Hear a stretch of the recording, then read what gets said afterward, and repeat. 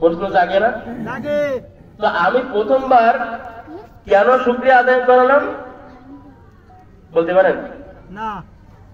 আল্লাহ রাব্বুল আলামিন আমাদেরকে সুস্থ রেখে, আমাদের মতো, আমার মতো, আপনার মতো ভাই অনেকে আছেন অসুস্থ, হাসপাতালের বেডে আছে না নাই?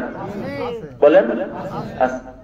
আল্লাহ রাব্বুল আলামিন যে আমাদেরকে সুস্থ রেখে এই জান্নাতি ময়দানে আসার মতো, বসার মতো তৌফিক দিয়েছেন, এই জন্য করে প্রথম শুকরিয়া। আবার উচ্চ আওয়াজে বলেন আলহামদুলিল্লাহ।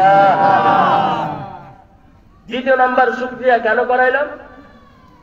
দ্বিতীয় নাম্বার শুকরিয়া করানোর কারণ হলো আল্লাহ রাব্বুল আলামিন দীর্ঘ 16টি বছর পর স্বৈরাচার খুনি হাসিনার কবল থেকে আমাদেরকে যে মুক্তি দিয়েছেন, এই জন্য করে দ্বিতীয়বার শুকরিয়া আদায় করালাম। আমরা আবার বলি আলহামদুলিল্লাহ। তৃতীয় নাম্বার, 3 নাম্বার শুকরিয়া কেন করাইলাম? 3 নাম্বার শুকরিয়া করালাম এই জন্য যে বাকি 11টা মাস পাড়ি দিয়ে আল্লাহ রাব্বুল আলামিন যে আমাদের সামনে রমজান মাস এনে দিয়েছেন, এই জন্য করে ঈমানি আওয়াজ নিয়ে আবার বলি আলহামদুলিল্লাহ। আপনারা কি বেজার? হ্যাঁ না। তো ভাই, কিছু বিগত দিনের কথা আমরা স্মরণ করে আসি। মনে করেন যখনই স্বৈরাচার ও খুনি হাসিনা বাংলাদেশের ক্ষমতার মসনদে দায়িত্ব ছিল, তখন এমন যদি কোন তাফসীর মাহফিলের আয়োজন করা হতো, তাহলে এই গ্রামের ছাত্রলীগের জাতীয় নেতা, জুতার ফেতা, আওয়ামী লীগের নেতা, পার্টি নেতা, সাথী নেতা, জুতার ফেতারা তাফসীর মাহফিলে বাধা দিত। কথা বলেন ঠিক কিনা? আরো জোরে বলেন।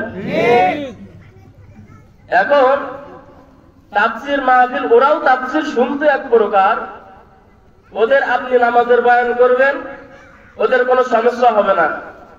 ওদের আপনি রোজার বয়ান করবেন, ওদের কোনো সমস্যা হবে না। যখন আপনি যাকাতের বয়ান করবেন, তাও কোনো প্রকার সমস্যা না হওয়ার সম্ভাবনা খুব বেশি। কিন্তু যখনই তাফসীর করতে করতে কুরআনুল কারীমটা হাতে নেবেন, নেওয়ার পর যখন আবু জেহেল, ফেরাউন, উতবা, সাইবার কথা বলবেন, ওদের গায়ে কিন্তু চুলকানি শুরু হবে। কথা বলেন ঠিক কিনা? কারণ আর মিয়া, তোরা যে দলের দালালি করিস, সেই দলের সাপটা তো ফেরাউন করি দেয়। কথা বলেন। যদি তাই যদি না হয়, তোরা খেপিস কেন? যুক্তি আছে না নাই? এখন তারা তাফসীর শোনার জন্য স্টেজের সামনে এসে বসে, এক বরাবর বক্তার মুখ বরাবর।